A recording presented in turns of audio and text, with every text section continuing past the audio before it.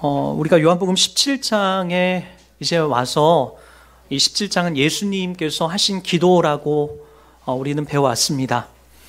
여러분, 맨 처음에 저와 여러분들이 함께 이 17장을 공부할 때에 맨 처음에 시작했을 때 예수님의 기도와 우리의 기도가 너무나 다르다라는 것을 제가 설명을 했습니다.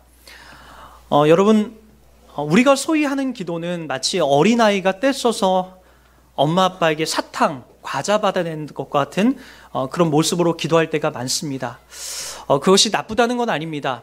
우리의 믿음의 수준이 어린아이와 같을 때에는 당연히 엄마 아버지의 바지채를 붙잡고 사탕 달라고 과자 달라고 하는 것이 당연합니다. 그러나 여러분, 20살이 되고 30살이 돼서도 어머니 아버지의 바지채를 붙잡고 사탕 주세요, 과자 주세요 하는 것은 정상적인 그런 성장 과정이 아닙니다. 신앙생활을 하고 우리가 받아 누린 이 구원의 깊이와 넓이가 얼마나 큰지를 확인하게 되면 그 다음부터 우리가 하나님 아버지에게 주십시오, 사탕 주십시오, 과자 주십시오가 우리의 기도의 내용으로 흘러가지 않고 예수님이 하셨던 이런 기도의 내용처럼 예수님의 제자들과 또 그 제자들을 통해서 예수님을 믿게 될 그 사람들을 위한 기도, 그리고 하나님의 영광을 위한 기도 내용이 흘러나와야 됩니다. 저와 여러분들의 기도 수준을 보면, 기도 내용을 보면 나의 믿음의 분량이 어느 정도인지, 내가 신앙의 성숙이 어느 정도인지를 금방 알 수가 있습니다. 여러분의 기도 내용 속에 주시옵소서, 내게 주시는 것만이 정답이고 내가 그래야만이 내가 하나님을 더 알 수 있습니다라고 하시는 분들은 아직은 어린아이와 같은 그런 신앙의 수준에 있는 분들입니다. 그러나 여러분, 다른 사람들을 위해서 우리의 기도의 폭이 넓어지고, 그리고 하나님의 영광을 구하는 기도가 많아지고, 또 나를 부인하고 내 죄과가 어떤 것인지를 보기 시작하는 사람들은 더 성숙하고 깊은 믿음의 자리에 있다는 것을 우리가 함께 성경을 통해서 깨달아 알 수 있게 됩니다. 여러분, 그런 의미에서 우리의 기도는 더 깊어져야 됩니다.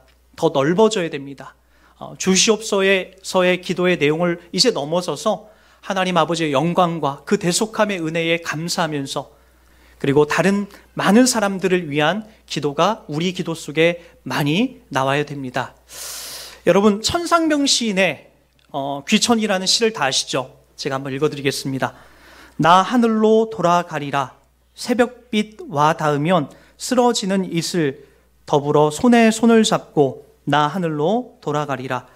노을빛 함께 단둘이서 기슭에서 놀다가 구름 손짓하면은 나 하늘로 돌아가리라. 아름다운 이 세상 소풍 끝내는 날 가서 아름다웠다라고 말하리라. 왜 이 시를 여러분들에게 읽어드렸냐면, 여러분들이 하는 기도를 통하여서 우리가 많은 것을 소유한다 할지라도, 그리고 내 손에 쥐었다 할지라도 결국엔 그 모든 것을 우리가 놓고 이 땅을 떠나서 정말 하나님이 계신 그 본향의 자리로 우리가 가는 날이 주어지게 된다는 거죠. 마치 여러분, 지난 추석에도 다 마찬가지였죠. 해외 여행을 좀 다녀오신 분들도 있고, 많은 여행을 또 다녀오신 분들도 최근에 많이 있었는데, 분명한 것은 그 여행의 자리가 우리가 영원히 있어야 할 자리는 아니라는 거예요. 3박 4일, 4박 5일, 일주일 여행하고 끝나면 반드시 돌아가야 될 내 집이 있는 거죠. 내가 만나야 될, 함께 있어야 될 사람들이 있는 곳으로 가야 되는 거죠. 여러분, 우리의 인생도 크게 마찬가지입니다. 이 땅을 우리가 정말 열심히 그리고 재미있게 산다 할지라도 우리의 생명의 그 시간들이 다 끝나는 날, 70살, 80살이 마치는 날, 우리가 반드시 가야 할 그 장소가 있다는 거예요.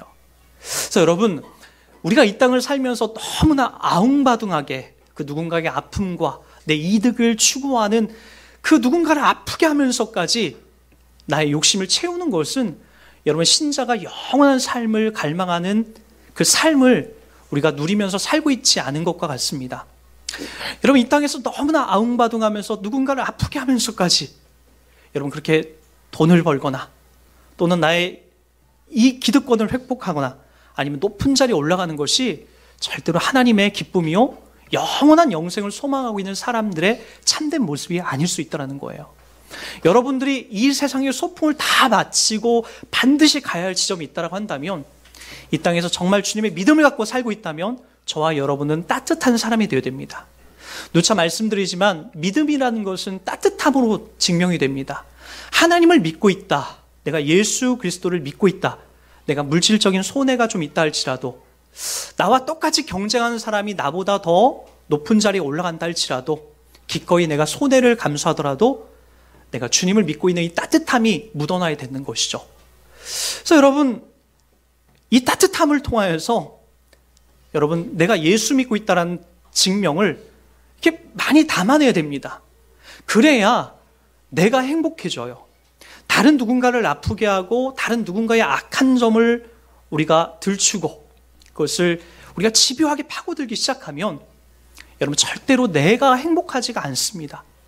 그리고 그 내용 앞에서는 다 다른 사람들의 단점과 악함을 우리가 들춰내는 그 자리는 여러분, 그 사람보다 내가 우월하다는 그 우월의식이 그 안에 자리 잡은 교만에서 기인되는 내용이 될 수 있습니다.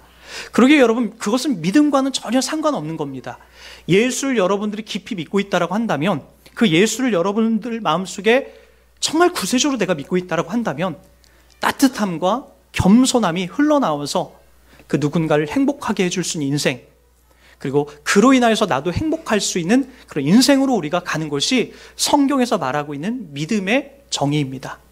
예수님도 그러지 않았습니까? 본인을 위해서 만약에 사셨다라고 한다면 굳이 십자가에서 그분이 죽어야 될 이유가 있었을까요? 아니, 이 땅에 내려올 이유가 있었을까요? 아니, 제자들의 발을 씻겨줄 이유가 있었을까요? 그러나 여러분, 그분은 기꺼이 십자가에서 죽기로 작정하시면서 내려오시고 그렇게 죽으십니다. 왜요? 저와 여러분들을 편들고 위하는 겁니다.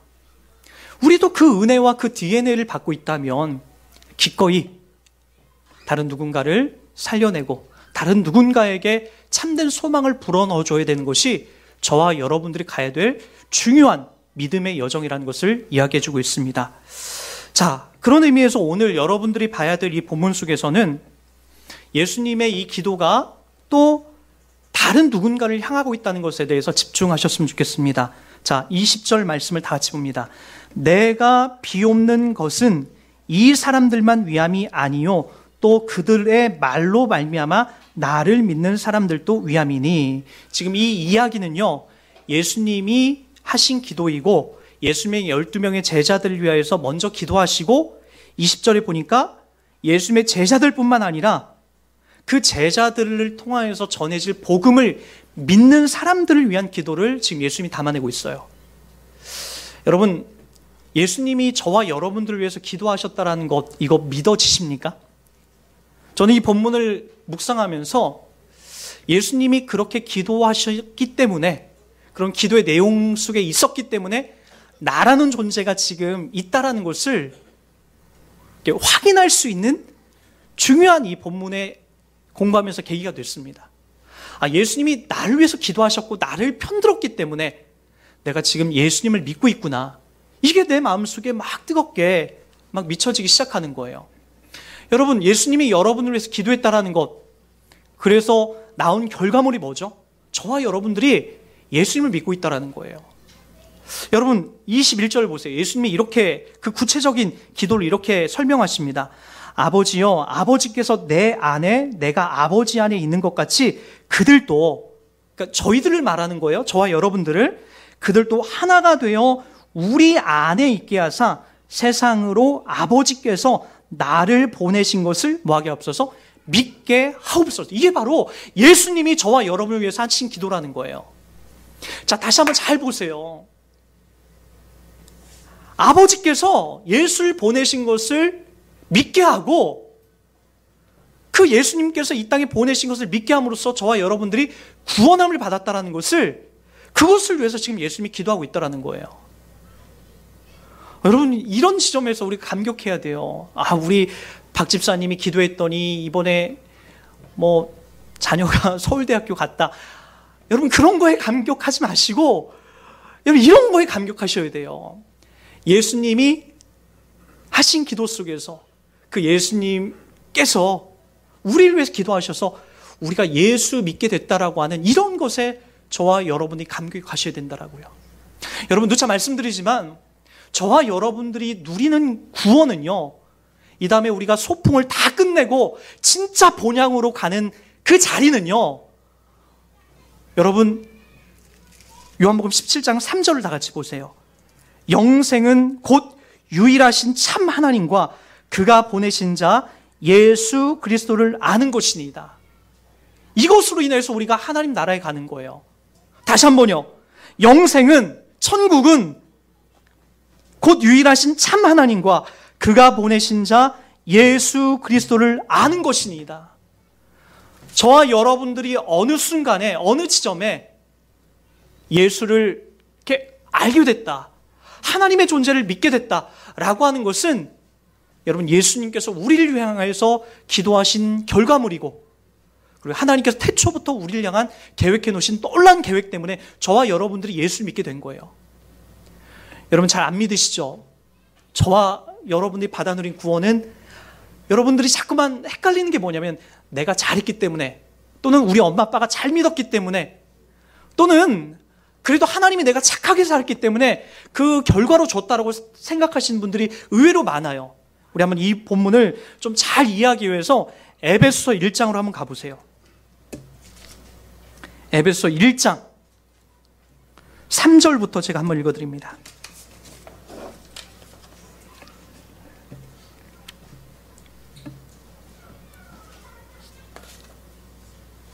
자, 잘 보세요. 에베소 1장 3절은요, 이렇게 시작합니다. 찬송하리로다. 신약 310페이지 어간에 있습니다. 잘 보세요. 여러분, 이런 본문은 가급적이면 여러분 꼭 이렇게 좀 따로 이렇게 접어두시거나, 여러분 믿음이 흔들릴 때마다 이 본문을 자주 펴서 좀 읽으세요. 에베소 1장 3절, 찬송하리로다. 왜 찬송한지 보세요. 하나님 곧 우리 주 예수 그리스도의 아버지께서 그리스도 안에서 하늘에 속한 모든 신령한 복을 우리에게 주었다라는 거예요. 곧 창세 전에 그리스도 안에서 우리를 택하사 우리로 사랑 안에서 그 앞에 거룩하고 흠이 없게 하시려고 그 기쁘신 뜻대로 우리를 예정하사 예수 그리스도로 말미암아 자기의 아들들이 되게 하셨으니 이는 그가 사랑하신 자 안에서 우리에게 거저 주신 바 그의 은혜의 영광을 찬송하게 하려 하는 것이라. 우리는 그리스도 안에서 그의 은혜의 풍성함을 따라 그의 피로 말미암아 속량 곧 죄사함을 받았느니라. 이는 그가 모든 지혜와 총명을 우리에게 넘치게 하사 그 뜻의 비밀을 우리에게 알리신 것이요 그의 기뻐하심을 따라 그리스도 안에서 때가 찬 경륜을 위하여 예정하신 것이니 하늘에 있는 것이나 땅에 있는 것이 다 그리스도 안에서 통일되게 하려 하심이라. 모든 일을 그의 뜻의 결정대로 하시는 이의 계획을 따라 우리가 예정을 입어 그 안에서 기업이 되었으니 이는 우리가 그리스도 안에서 전부터 바라던 그의 영광의 찬송이 되게 하려 하심이라.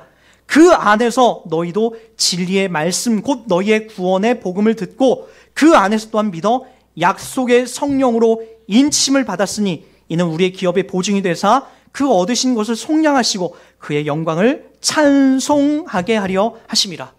저와 여러분이 찬송하고 감사하는 이유가 이 안에 가득 담겨져 있어요. 이유는 뭐죠? 창세전에 바로 하나님께서 우리를 택하시고 바로 예수 그리스도의 대속의 피로 우리를 정케 하시고 그리스도로 말미암아 하나님의 아들이 되겠다라는 거예요. 저와 여러분들이 정말 지금은 보잘것없는 그런 모습으로 우리가 있는데, 여러분 신분적으로는 이제 저와 여러분이 하나님의 아들이 되었다라는 거예요. 여러분 이 본문이 여러분들에게 어떻게 좀 어려운 마음으로 걸릴 수 있는 분도 있어요. 왜냐하면은 자유의지라는 것을 여러분 잘못 이해하시는 분들이 그럴 때가 있어요. 자유의지를 통해서 내가 하나님을 믿었다라고 생각하시는 분들이 의외로 많아요. 여기서 나오는 예정, 태초부터 나를 선택하셨다는 이런 본문이, 이런 단어가 여러분들에게 걸림돌이 될 수가 있어요. 그게 아니라 내가 믿었기 때문에 하나님이 내 안에 찾아오신 것이지 라고 생각하시는 분들이 많아요. 그러나 그렇지 않습니다. 여러분 이것만 봐도 알 수가 있어요. 나의 존재가 먼저입니까? 하나님이 먼저 계셨습니까? 하나님이 먼저 계셨기 때문에 나의 존재가 있었다는 거예요. 내 자유의지가 먼저가 아니라 하나님의 예정이 먼저 있었고 하나님의 계획이 있었기 때문에 나의 자유의지도 존재하고 있는 거예요. 그런 의미에서 예정 속에 자유의지가 포함되는 거지, 하나님의 예정과 하나님의 계획은 딴 데 있고 내 자유의지를 통해서 하나님을 믿었다라고 하는 것은 성경이 창세기부터 요한계시록까지 일관적으로 다루고 있는 내용이 아니라는 거예요. 물론 여러분들이 자유의지를 하나님이 이렇게 무시하거나 무기력하게 하지 않습니다. 제가 누차 말씀드리지만 하나님은 여러분을 로봇으로 만들지 않으셨어요. 기계로 만들지 않았다는 거예요. 하나님은 여러분과 교제하기를 원하시고 기도하기를 원하시고 인격적인 관계를 맺기를 원하시는 거죠. 그러나 구원에 있어서는 우리가 할 게 아무것도 없다라는 거예요. 구원은 전적으로 하나님이 준비하신 것이고 그 하나님께서 십자가에 내려오셔서 십자가에 못 박혀 죽으심으로 저와 여러분들의 죄가 일순간에 사라짐으로 바로 하나님의 예정 속에 우리가 포함되어 나가게 되는 거죠. 예정이라고 하는 것은요, 여러분들의 직장일, 그리고 내가 밥 먹는 일, 내가 오른손을 쓸까 왼손을 쓸까 하는 그런 것을 예정으로 이야기하지 않습니다. 예정은 전적으로 나 인생의 하나님의 구원과 나 인생의 이끌림을 말하고 있는 거지, 여러분들이 내일 사탕을 먹을까 아니면 내가 고기를 먹을까, 그걸 하나님이 정해줬다라는 것의 예정으로 흘러가지 않습니다. 전적으로 하나님의 구원과 여러분 인생의 큰 계획들을 하나님 붙잡아 간다라는 거죠. 그래서 여러분, 요셉도 마찬가지 아닙니까? 요셉이 꿈을 꾸고 그리고 자기가 모든 지위를 다 누릴 것만 같았던 그 10대에 그가 자기가 생각했던 것과는 전혀 다른 방법으로 저 애굽의 종으로 팔려 들어가죠. 거기에서 열심히 성실하게 일했는데 이게 웬일이에요? 성폭행 누명을 쓰고 또 지하 감옥으로 들어가게 됩니다. 지하 감옥에서 열심히 꿈을 해몽해 줬는데 거기서 어떤 일이 벌어지게 되죠? 바로 풀려날 줄 알았는데 거기서 꽤 오랜 시간을 보내게 됩니다. 그러나 여러분, 나중에 그가 바로 왕의 꿈을 해몽해 주고 해석해 주고 그가 그 감옥에서 나와서 애굽의 총리가 됩니다. 그리고 나중에 형님들이 식량을 구하러 애굽에 내려왔을 때에 여러분, 요셉이 고백한 게 있죠. 그게 뭐죠? 여러분, 내가 멋진 계획을 만들어서 이 자리에 왔습니다가 아니라 하나님께서 형님들 걱정하지 마십시오. 하나님께서 날 이곳에 보내셔서 하나님께서 형님과 저를 살리기 위해서 나의 인생을 하나님께서 만들어 주셨다라고 이곳까지 인도하셨다라고 얘기하고 있다는 거죠. 하나님께서 개입하시는 것은 그런 것입니다. 내가 무엇을 먹을까, 내가 무엇을 마실까에 대한 개념이 아니라 하나님께서 여러분의 구원과 여러분들의 인생을 흘러가는 이 큰 개념들을 주님이 붙잡고 있다는 거죠. 주님 안에 저희가 여러분과 있다라고 하는 거죠. 그래서 여러분, 이 본문도 이렇게 흘러갑니다. 이는 우리가 그리스도 안에서 전부터 바라던 그의 영광의 찬송이 되게 하십니다. 그 안에서 너희도 진리의 말씀 곧 너희의 구원의 복음을 듣고 그 안에서 또한 믿어 약속의 성령으로 인치심을 받았다라고 합니다. 심지어 뭐라고까지 얘기한다라고요? 도장으로 성령께서 여러분을 꽝 하고 도장 찍어줬다라는 거예요. 이걸 누가 지울 수가 있겠습니까? 이걸 누가 빼앗을 수가 있죠? 근데 저와 여러분 지금 헷갈리는 게 뭐예요?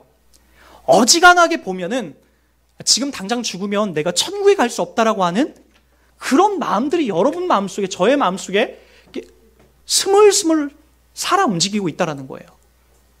아니 여러분, 예수님께서 여러분의 죽어주시고 십자가의 대속이 믿어지고 하나님의 존재가 믿어지고 그리고 성령께서 여러분 인쳐주셨는데 감히 이걸 누가 빼앗아갈 수 있고 누가 취소될 수 있다라고 얘기할 수 있는 거죠? 인친 게 여러분 마치 문신과 같이 새긴 거예요. 지울 수 있는 게 아니라 성령으로 인쳤다라는 것은 문신처럼 내 몸에 새겼다라고 하는 거예요. 이걸 누가 감히 지울 수 있고 뺏어갈 수 있다라는 거예요. 여러분 속지 마세요. 여러분의 감정 유매에 따라서 저희 20대 때처럼, 저는 20대 때 신학을 공부하면서 제일 헷갈렸던 게 그거예요. 오늘은 멀쩡한데 길 가다가 여러분 마음에 드는 이성을 막 눈에 막 보게 되면 그게 저기 집에 가서 잊혀지지가 않는 거예요. 별의별 상상이 들고 그 여인이 막 어느 날 꿈속에도 나타나고 그럼 그 다음 날은 여지없이 난 하나님으로부터 구원 못 받았는가 보다 라고 하면서 불안한 마음이 이루 말할 수가 없었어요. 또 어떤 날은요, 새벽 기도하고 성경 10장을 보고 열심히 기도한 날은 또 내 안에 구원이 충만하여서 내가 오늘은 하나님의 자녀가 됐구나라고 그렇게 얘기하고, 불안해서 도대체 살 수가 없는 거예요. 어떤 날은 행복하고 어떤 날은 불안하고 어떤 날은 구원받은 것 같고 어떤 날은 구원을 잃어버린 것 같고. 여러분, 그런 것은 복음이 아니에요. 복음이라는 것은 내 안에 인쳐주셔서 영원히 그 누구도 빼앗아갈 수 없는 그 복된 자리가 복음이 되는 거죠. 성경에 태초부터 예정하신 그 예정 안에 그 구원 계획에 저와 여러분이 있게 되는 거예요. 그것을 오늘 요한복음이 뭐라고 얘기한다라고요? 하나님을 인식하는 것. 저와 여러분들이 하나님 조차를 몰랐던 저와 여러분들이 하나님을 알게 되고 그 아들 예수 그리스도를 우리가 구세주로 믿게 되고 그로 인하여서 내가 이 땅에 풍성한 주의 은혜와 복을 누리고 있다는 것에 대해서 저와 여러분이 구원을 받았다라고 이야기를 하고 있는 거예요. 여러분, 그래서 저와 여러분 복받은 자예요. 여러분 집에 아파트가 20평에서 30평이 커지고 내 자녀가 예수 믿었더니 좋은 대학에 가고, 여러분 그것은 다 우리가 소풍을 마치고 떠나가는 날 다 놓고 가야 될 거라고요. 진짜 복이 뭐예요? 예수 안에서 저와 여러분이 거듭나서 하나님의 자녀가 됐다는 것, 그 누구도 빼앗아갈 수 없는 이 놀라운 은혜와 특권을 받아 누리고 있다는 것이 저와 여러분이 받아 누린 가장 큰 복이요 은혜가 되고 있다는 거죠. 그래서요 갈라디아서 1장 11절 12절에도 이렇게 얘기합니다. 형제들아, 내가 너에게 알게 하노니 내가 전한 복음은 사람의 뜻을 따라 된 것이 아니라 이는 내가 사람에게 받은 것도 아니요 오직 예수 그리스도의 계시로 말미암는 것이다라고 얘기합니다. 우리가 받아 누린 것은 사람의 뜻으로 만들어진 게 아니에요. 누군가에 의해서 아름다운 말로 또는 여러 부모님에 의해서 받아 누린 것이 아니라 하나님의 뜻대로 하나님께서 여러분들에게 주신 이 복과 은혜로 그 사람을 통해서 여러분에게 알게 하신 거죠.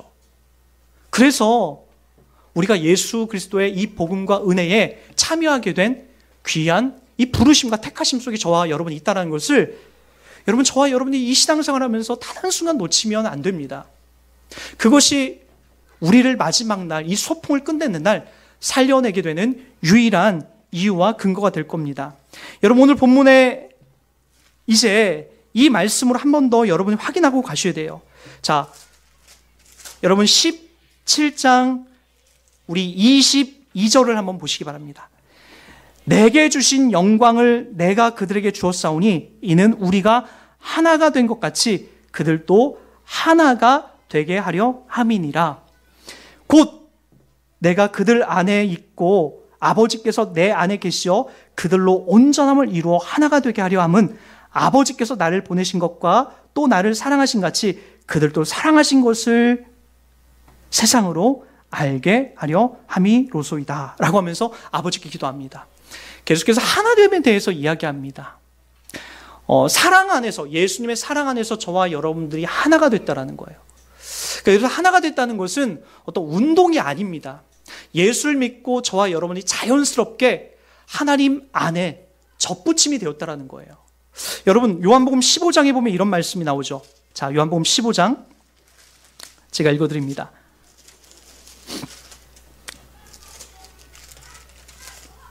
나는 참 포도나무요 내 아버지는 농부라. 무릇 내게 붙어 있어 열매를 맺지 아니하는 가지는 아버지께서 그것을 제거하여 버리시고 무릇 열매를 맺는 가지는 더 열매를 맺게 하려 하여 그것을 깨끗하게 하시느니라. 너희는 내가 일러준 말로 이미 깨끗해졌으니 내 안에 거하라. 나도 너희 안에 거하리라. 가지가 포도나무에 붙어 있지 아니하면 스스로 열매를 맺을 수 없음 같이 너희도 내 안에 있지 아니하면 그러하리라. 여러분, 우리가 주님 안에 있고 없고의 가장 큰 차이점은 뭐죠? 열매예요, 열매. 그 열매가 어떻게 증명이 되냐면 사랑의 열매, 그리고 내 안에 주님의 성품이 자꾸만 이렇게 튀어나온다는 것으로 증명이 됩니다. 그러니까 여러분, 저와 여러분의 백날 나 구원받았어 해서 구원받은 게 아니에요. 진짜 구원받은 자를 우리가 확인하려면 내 마음속에 예수 그리스도가 믿어지고 그분이 나를 위해서 십자가에 못 박혀 죽으신 믿어지고 그분을 보내신 하나님이 내가 믿어지는 이 영적인 것이 눈에 떠져야 구원받은 거고요. 그리고 이것을 객관화시키려면 바로 내 안에 이 주님이 계심으로 외부적으로 주님을 향한 이 믿음의 결과물들이 나오게 되어 있습니다. 여러분, 죄송합니다만 저의 이야기를 좀 해서 좀 죄송합니다. 저는 예수님을 처음 믿고 나서 제가 지었던 죄에 그 혐오감이 막 들기 시작했어요. 선생님의 호주머니에서 돈을 훔치기도 하고, 그리고 이웃집 담벼락을 넘기도 하고, 그렇게 숱하게 죄를 짓던 제가 예수님이 찾아오시는 순간, 더 큰 게 보여지는 순간, 그런 것이 혐오감이 느껴지기 시작하는 거예요. 그게 일순간의 변화가 됐죠. 주님이 내 안에 살아계시다라고 하는 것, 더 큰 세계가 보여졌다는 것에 대해서 너무나 감사하면서 도둑질이라든지 이런 것들이 내 삶에서 끊어지게 됐어요. 근데 여러분, 끊어지고 나서 그냥 떵떵거리고 나 용서함 받아서 그렇게 산 것이 아니에요. 그 다음부터 내 안에 계속해서 거룩한 어떤 사랑의 부담감이 나오는데 자꾸만 이런 마음이 드는 거예요. 너 그때 훔쳤던 그 집에 가서 너 한번 얘기는 한번 해야 되지 않겠느냐. 너 과거에 그 집에서 이렇게 뭔가 훔쳤을 때에 그 집이 얼마나 힘들었는지 그거 혹시 헤아려 봤느냐. 기도하면 기도할수록 자꾸만 그런 마음이 나오는 거예요. 그래서 어떻게 했는지 아십니까? 이 부담감이, 이 거룩한 부담감이 끊어지지 않아서 제가 학교 앞에서 매일같이 훔쳤던 그 탑동 슈퍼에 가서 제가 수요 예배를 끝나고 찾아가서 제가 거기 아주머니한테 얘기했어요. 아주머니, 제가 이곳에서 참 물건을 많이 훔쳤습니다. 용서해 주세요. 그리고 제가 지금 갖고 있는 돈이 4천 몇백 원 있는데 이게 다 여기 제가 훔친 거에 비해서 정말 얼마 되지 않지만 이거 받아주세요. 그리고 제가 앞으로 착한 일 많이 하면서 속죄하는 마음으로 살겠습니다. 이런 마음이 이렇게 나오는 거예요. 중학교 2학년 때 그런 마음이 나왔다라는 것은 어떤 내 자의적인 어떤 힘이 아니에요. 주님을 믿고 내 안에 주님께서 이러한 사랑의 열매, 결과물들을 내 안에 이렇게 만들어내시는 거죠. 그래서 내가 예수를 믿었다라고 하는 것은 뭐냐면은, 예수 믿었으니까 난 구원받아서 끝이 아니에요. 내 안에 거룩한 부담감을 갖게 하세요. 미워했던 남편을 자꾸만 사랑하려고 하는 그런 용기와 그런 마음이 내 안에 생기게 되고, 너무나 싫었던 내 친구, 나에게 상처 줬던 그런 사람들, 내 친척, 내 부모님, 내 자녀들에게 용서와 사랑을 구하는 그런 열매들이 내 안에 있게 돼요. 왜요? 우리가 가지인데 가지가 포도나무 대신 예수님에게 붙어있기 때문에 이와 같은 결과물들이 나오는 거예요. 내가 잘하고 내가 훌륭해서 아니에요. 내가 잠깐 반성해서 나오는 결과물이 아니라 주님이 내 안에 있기 때문에 그와 같은 마음들이 나오게 되는 거예요. 여러분, 그것보다 더 구원받았다라고 하는 명확한 객관화가 어디 있습니까? 최소한 여러분이 그런 사람들을 보면서 이렇게 기도할 수 있는 마음이라도 생겨야 되는 거예요. 용서까지는 너무나 멀다 할지라도 기도해 줄 수 있는 마음, 그런 마음이라도 저와 여러분 가운데 생겨야 되는 거예요. 그것이 바로 예수 믿는 그 열매의 결과물들이 되는 거죠. 그래서 여러분, 예수를 믿었다는 것은 단순히 이렇게 쉬운 문제가 아니에요.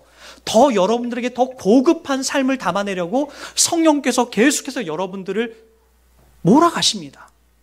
그게 힘든 지점이죠. 그게 어려운 지점이죠. 그러나 여러분, 그 삶을 담아내게 되면 정말 행복합니다. 나도 용서할 수 있구나. 나도 사랑할 수 있구나. 나도 그 사람을 위해서 기도해 줄 수 있게 되겠구나. 이런 마음이 드는 순간 정말로 행복합니다. 정말로 기쁩니다. 왜 성경에서 항상 기뻐하라, 쉬지 말고 기도하라, 범사에 감사하라고 하는 그 말씀이 왜 내 안에 유효한지를 알게 되게 되는 거죠. 그러게 여러분, 진짜 행복하고 싶고 진짜 여러분들이 주님의 기도와 주님 안에 거하고 있는 분들이라고 한다면 그 삶을 담아내는 것에 최선을 다하셔야 됩니다. 여러분, 이 교회에서는 예수 믿는 거룩한 모습을 보이는 것처럼 보이다가 집에 가서 엄마 아빠에게 막 화내는 사람 있죠. 또는 자녀들에게 막 화내는 사람 있죠. 옆집과 원수처럼 지내는 사람 있죠. 여러분, 그것은 진짜 예수님의 영향력이 내 안에 아직도 흘러나오지 못하는 거예요. 여러분, 그렇다고 실망하지 마십시오. 열매라고 하는 것은 오늘 믿어서 내일 당장 나오는 게 아니에요. 오랜 시간 열매는 천천히 맺어가게 되는 겁니다. 조금 부족하도 괜찮아요.